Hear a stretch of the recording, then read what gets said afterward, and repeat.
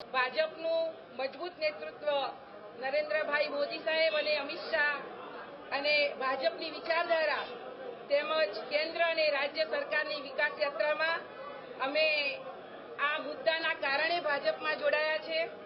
ભાજપ દરેક સમાજ, દરેક વર્ગને લઈને સૌનો સાથ, સૌનો વિકાસ જે મંત્ર છે એને એ લઈને ચાલી રહી છે, ત્યારે એમાં અમે સહભાગી થવા એમાં જોડાયા છે.